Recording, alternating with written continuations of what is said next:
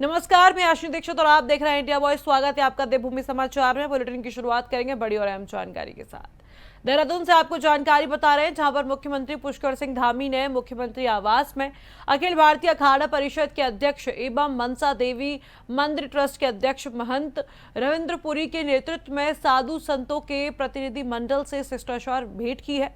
बता दें कि प्रतिनिधि मंडल से मुख्यमंत्री को बागेश्वर से शुरू होने वाली पवित्र छड़ी यात्रा के लिए आमंत्रित किया गया था। इस दौरान यात्रा के धार्मिक और सांस्कृतिक महत्व पर चर्चा हुई। पवित्र छड़ी यात्रा उत्तराखंड की धार्मिक एवं सांस्कृतिक विरासत से जुड़ी हुई महत्वपूर्ण यात्रा है। बता दें कि जिसके माध्यम से विभिन्न पौराणिक तीर्थ स्थलों और सिद्ध पीठों का भ्रमण किया जाता है। मुख्यमंत्री धामी ने संत समाज का स्वागत करते हुए यात्रा के सफल आयोजन के लिए शुभकामनाएं दी हैं।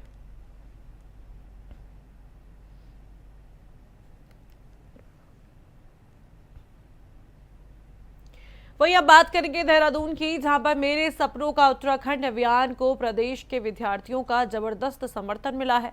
कक्षा 11वीं और आपको बता दें कि 12वीं के विद्यार्थियों ने पर्यटन, रोजगार, शिक्षा, स्वास्थ्य, तकनीक, पर्यावरण और सामाजिक विकास समेत 8 विषयों पर अपने सुझाव और विजन साझा किया है। रुद्रप्रयाग, पिथौरागढ़, चंपावत, उधम सिंह नगर और चमोली में 100% विद्यार्थियों ने भागीदारी की। अब विशेषज्ञों की टीम और मुख्यमंत्री पुष्कर सिंह धामी का विचारों का मूल्यांकन कर रहे हैं। अभियान के तहत श्रेष्ठ 140 विचारों का चयन किया जाएगा और 16 सितंबर को परिणाम घोषित होंगे। बता दें कि चयनित विद्यार्थियों को मुख्यमंत्री के साथ संवाद का अवसर मिलेगा। सरकार का उद्देश्य युवाओं की सोच को प्रदेश के विकास और नीति निर्माण से जोड़ना है।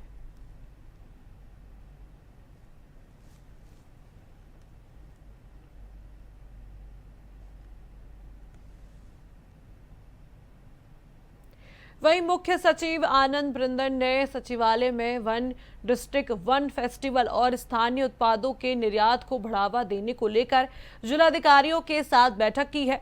उन्होंने जिलों के स्थानीय उत्पाद, सांस्कृतिक और परंपराओं को वैश्विक पहचान दिलाने के लिए ठोस कार्य योजना बनाने के निर्देश दिए हैं। प्रत्येक जिले में एक विशिष्ट पर्व या मेले को वन डिस्ट्रिक्ट वन फेस्टिवल के रूप में विकसित करने और वार्षिक इवेंट कैलेंडर तैयार करने को कहा गया है। उन्होंने स्थानीय, आपको बता दें कि स्टेक होल्डर्स और प्रवासी उत्तराखंडियों के भागीदारी पर जोर दिया है। चमोली के रमांड, उत्तरकाशी के butter festival, Nainital Mussoorie winter carnival और चंपावत के इंटरनेशनल एंगलिंग मीट और व्यापक पहचान दिलाने के निर्देश दिए हैं।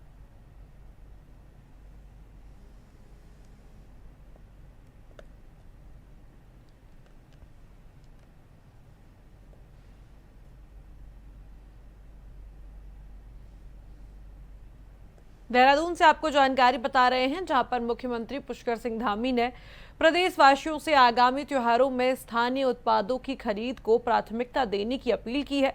सचिवालय में आयोजित सशक्त बहना उत्सव के तहत स्वयं सहायता समूह द्वारा लगाए गए स्टॉलों से मुख्यमंत्री ने विभिन्न स्थानीय उत्पादों की खरीदारी की है। बताते चले कि उन्होंने कहा कि स्थानीय उत्पादों की जो खरीदारी से मातृशक्ति की आजीविका को मजबूती मिलेगी और प्रदेश की स्थानीय अर्थव्यवस्था को भी बढ़ावा मिलेगा। बता दें कि मुख्यमंत्री ने प्रधानमंत्री नरेंद्र मोदी के वोकल फॉर लोकल के संकल्प को आगे बढ़ाने का आह्वान किया है। उन्होंने कहा कि त्योहारों के दौरान स्थानीय स्तर पर तैयार उत्पादों को प्रोत्साहन देने से स्वयं सहायता समूह से जुड़ी महिलाओं को आर्थिक रूप से सशक्त बनाने में मदद मिलेगी।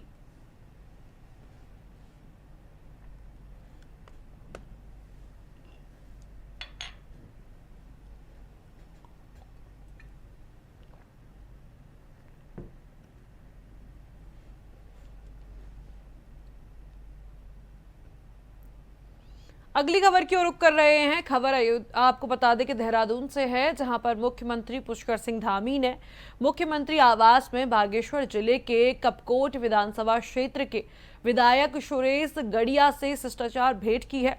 इस दौरान मुख्यमंत्री और विधायक के बीच कपकोट विधानसभा क्षेत्र से जुड़े विभिन्न विषयों और विकास कार्यों को लेकर चर्चा हुई है। विधायक सुरेश गड़िया ने क्षेत्र की आवश्यकताओं और विकास से संबंधित मुद्दों को मुख्यमंत्री के समक्ष रखा है। मुख्यमंत्री धामी ने क्षेत्र के विकास से जुड़े विषयों पर चर्चा करते हुए आवश्यक दिशा निर्देश और संभावनाओं पर विचार किया है। मुलाकात के दौरान कपकोट विधानसभा क्षेत्र में चल रहे और प्रस्तावित विकास कार्यों को लेकर भी बातचीत हुई है। दोनों के बीच क्षेत्र के विकास को गति देने को लेकर विचार विमर्श हुआ है।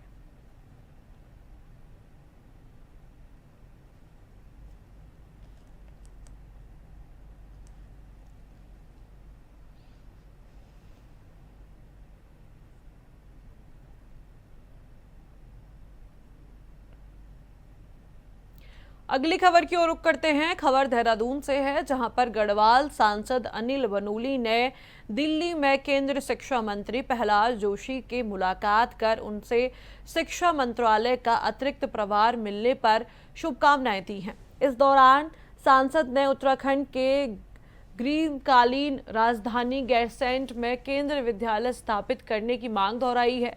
साथ ही रामनगर, यमकेश्वर विधानसभा क्षेत्र और देवप्रयाग में भी केंद्रीय विद्यालय खोलने का अनुरोध किया है।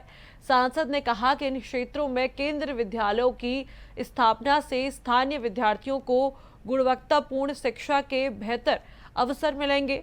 उन्होंने इसे पहाड़ के बच्चों के उज्जवल भविष्य की दिशा में महत्वपूर्ण कदम बताया है। केंद्रीय मंत्री ने मांगों पर सकारात्मक रुख अपनाते हुए आवश्यक कार्रवाई का भरोसा दिलाया है।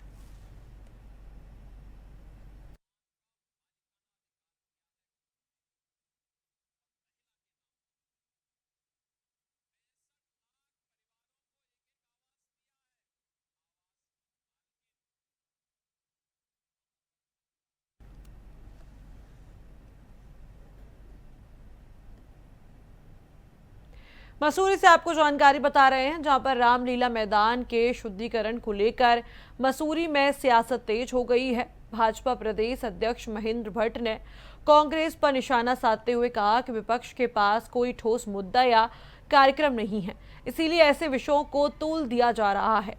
उन्होंने कहा कि हल्द्वानी में कांग्रेस अध्यक्ष मल्लिकार्जुन खड़गे की रैली के बाद रामलीला मैदान का शुद्धिकरण किया गया है, तो इसमें गलत कुछ नहीं है। भट्ट ने कांग्रेस पर मामले को दलित समाज से जोड़कर राजनीतिक रंग देने का आरोप लगाया है।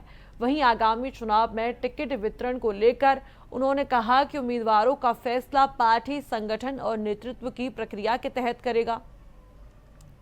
मसूरी से आपको ये जानकारी बता रहे हैं।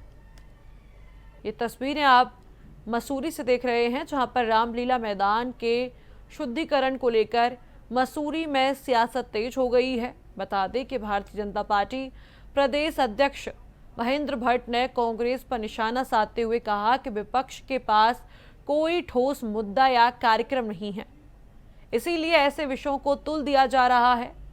उन्होंने कहा कि हल्द्वानी में कांग्रेस अध्यक्ष मल्लिकार्जुन खड़गे की रैली के बाद रामलीला मैदान का शुद्धिकरण किया गया, तो इसमें गलत कुछ नहीं है। के पास कोई इशू नहीं है, कोई मुद्दे नहीं है, ना उन पर कोई कार्यक्रम है। केवल ऐसे विषय उठाना जो समाज को खराब करता हो, दूषित करता हो। कल्पना करिए आप, खड़गे जी की रैली हल्द्वानी में होती है, रैली उस स्थान पर होती है जो रामलीला का मैदान है, वहाँ पर गंदगी होती है, ऐसे नारे लगते हैं जो नारे राम मंदिर में लग नहीं, राम स्थान पर लग नहीं सकते हैं, वहाँ पर गंदगी फैलाई जाती है। उसका शुद्धिकरण अगर होता है तो किसी अनुसूचित जाति के व्यक्ति, मैं कह सकता हूँ कांग्रेस के लोग केवल अपने नेता को की खिल्ली उड़ा रहे हैं। खड़गे जी का जो मजाक कांग्रेस के लोगों ने उत्तराखंड में बना दिया है, ये खड़गे जी इस बात को समझते होंगे कि देवभूमि के अंदर जिस प्रकार का कृत्य उस दिन हुआ है वो होना नहीं चाहिए। वहीं आपको खबर अब मसूरी से बता रहे हैं, जहां पर मसूरी देहरादून विकास प्राधिकरण में लागू होने वाले मास्टर प्लान को लेकर जनता ने कई सुझाव एमडीडीए को दिए हैं। आपको बता दें कि साथ ही इस दौरान होने वाली समस्याओं के निदान के लिए भी आपको बता दें कि एमडीडीए से मांग की है। जनता की इन्हीं समस्याओं को लेकर उपाध्यक्ष ने कहा कि अगले माह से उन सभी समस्याओं के समाधान के लिए कार्य किया जाएगा। आपको बता दें कि मास्टर प्लान को लेकर जनता ने 4000 से ज़्यादा सुझाव विभाग को दिए हैं, जिससे विकास की परिकल्पना को धरातल पर उतारा जा सके। ये मास्टर प्लान में जो आपत्तियाँ सुझाव आए थे उसको हम लोगों ने सेक्टरवार अलग अलग किया है और हमने हर सेक्टर के लिए एक प्रभारी नियुक्त किया है। जो सुझाव आए हैं, जो आपत्तियाँ हैं, उनका हम लोग स्थलीय निरीक्षण करेंगे और उसके बाद अगले महीने उसका निस्तारण करेंगे। देहरादून से आपको जानकारी बता रहे हैं, जहां पर रक्षाबंधन से पहले खाद्य सुरक्षा विभाग ने मिठाई की दुकानों पर जांच अभियान तेज कर दिया है। इसी क्रम में विभाग की टीम ने देहरादून स्थित हल्दीराम और बीकानेर स्वीट्स पर छापेमारी कर खाद्य पदार्थों की गुणवत्ता और साफ सफाई का निरीक्षण किया है। आपको बता दें कि कार्रवाई के दौरान टीम ने मिठाइयों और अन्य खाद्य सामग्रियों के सैंपल लिए, जिन्हें जांच के लिए भेजा गया है। विभाग की कार्रवाई से मिठाई कारोबारियों में हड़कंप मच गया है। अधिकारियों का कहना है कि त्योहारों के दौरान मिलावटी और खराब गुणवत्ता वाली मिठाइयों की बिक्री रोकने के लिए लगातार निरीक्षण और सैंपलिंग की जा रही है। अब जांच रिपोर्ट के आने के बाद ही खाद्य सामग्रियों की गुणवत्ता की स्थिति स्पष्ट हो पाएगी। जिस तरह त्यौहार का सीजन है, ऐसे में आप लोग भी इंस्पेक्शन कर रहे हैं, क्या इंस्ट्रक्शन दिया है? देखिए, त्यौहार के साथ साथ जो हमारा फूड एडल्ट्रेशन एक्ट है उसके पीछे लागू करने के कारण ये है कि हम आम जनमानस को गुणवत्तापूर्व खाद्य पदार्थ उपलब्ध कराएं या जो भी मार्केट में उपलब्ध है उसकी गुणवत्ता सुनिश्चित हो। तो माननीय मुख्यमंत्री के निर्देश पर और ये पूरे हमारे प्रदेश के साथ साथ हम लोग देहरादून जनपद में हमारी जो खाद्य सुरक्षा विभाग की टीम है और डीएम साहब के निर्देश पे कल भी छापेमारी हुई थी और आज भी कई जगहों पे, जिसमें हम लोग यहाँ खड़े हैं हल्दीराम में, हम सैंपलिंग ले रहे हैं। चूँकि त्यौहार अभी निकटस्थ है, अभी नवरात्रि है, फिर दीपावली है और अभी बरसात में वैसे भी साइंटिफिक रीज़न है कि बरसात के मौसम में माइक्रोबियल एक्टिविटी बढ़ जाती है। तो ऐसे समय में गुणवत्तापूर्व जो खाद्य है उसको सुरक्षित कराया जाना या उपलब्ध कराया जाना एक चैलेंज होता है, ताकि जो है लोगों को किसी प्रकार की बीमारी या कई बार फूड पॉइजनिंग की घटनाएं ऐसे ही जब खाद्य पदार्थ एडल्ट्रेटेड रहेगा या उसकी गुणवत्ता जो है ठीक नहीं होगी या उसमें माइक्रोबियल एक्टिविटी होगी तो उस पर आम जनमानस के स्वास्थ्य पे बिल्कुल सीधा प्रभाव पड़ता है। जैसे कि आपको मालूम है कि जिलाधिकारी महोदय के निर्देश से कि मिलावट के विरुद्ध त्यौहार आ रहा है तो उसमें अभियान चलाना है और इसी के रिगार्डिंग हम लोग जो है लगातार छापेमारी कर रहे हैं। कल भी हमने काफ़ी प्रतिष्ठान जो फेमस जो है वहाँ भी छापेमारी की। आज भी आपके द्वारा मालूम है कि हमारे द्वारा जो 2 प्रतिष्ठान हैं फेमस उनके भी वो किए हैं और अभी इसके बाद भी जो है जो चक्रधर में और हैं जो स्वीट शॉप वहाँ भी हम लोग चेकिंग करेंगे। और विशेषकर जैसे कि आपको मालूम है कि उत्तराखंड सरकार के द्वारा एनालॉग पनीर को बैन किया गया है और जो गैर दूध से जो है मिल्क प्रोडक्ट बन रहे हैं और उनका हम विशेषकर चेक करें कि कोई ऐसा प्रोडक्ट आ तो नहीं रहा है कि जिससे कि आम जनमानस को के स्वास्थ्य पर विपरीत प्रभाव पड़े। तो इसी के रिगार्डिंग हम लोग अभी भी सैंपल लिया है और कल हमने 11 सैंपल लिए हैं और आज अभी जब भी सैंपल हम ले रहे हैं, अभी तक हम लोगों ने 4 सैंपल ले चुके हैं और लास्ट में जो भी कार्रवाई होगी तो उच्च अधिकारियों को निर्देशित किया। आज बीकानेर और हल्दीराम में जब छापेमारी करी तो क्या कुछ हाइजीन से समझौता नजर आया वहाँ पर कि लोगों ने ग्लव्स और ये सब नहीं पहने थे? कुछ जैसे ग्लव्स और नहीं पहने थे, उन्होंने हेड कैप तो पहने थे, ग्लव्स नहीं पहने थे। और जैसे मतलब जो रुको का पालन वहाँ पे हमने बीकानेर में नहीं देखा तो उनको डायरेक्शन दिया गया है कि रुको का पालन करें और जो भी ऑयल है उसको बार बार यूज न करें। अब आपको देहरादून से जानकारी बता रहे हैं, जहां पर एसएसपी देहरादून के निर्देश पर पुलिस ने सभी थाना क्षेत्रों में रात्रि के दौरान सघन चेकिंग अभियान चलाया है।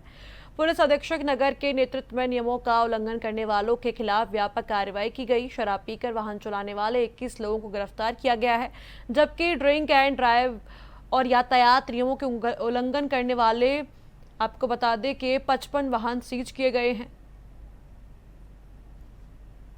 देहरादून में सिटी क्राइम के मद्देनज़र, सिटी क्राइम की रोकथाम के मद्देनज़र जो स्ट्रीट क्राइम है उस पर प्रभावी रोकथाम के लिए समस्त देहरादून जनपद की पुलिस, खासकर सिटी क्षेत्र में ऑपरेशन नाइट स्ट्राइक के नाम से एक वृहत कार्यक्रम चलाया जा रहा है, जो ऑपरेशन प्रहार की ही एक आगे की कड़ी के रूप में हम लोगों ने इसे चलाया है, जिसमें रात के समय अनावश्यक रूप से घूम रहे लोगों, खासकर ऐसे जो शराब पी के या अति तेज गति से वाहन चलाना और एक्सीडेंट की घटनाएं जो बार बार संज्ञान में आ रही थी, या कुछ छात्रों द्वारा आपस में झगड़ा करने और गोलीबारी की भी घटनाएं इस बीच हमारे समक्ष आई थी। उस पर प्रभावी रोकथाम के लिए लगातार हम इस ऑपरेशन को चला रहे हैं, जिसमें अभी तक करीब 14 से ज़्यादा लोगों को अभी तक पुलिस के द्वारा निरुद्ध किया गया है और जिसमें करीब 150 से ऊपर वाहनों को सीज किया गया है।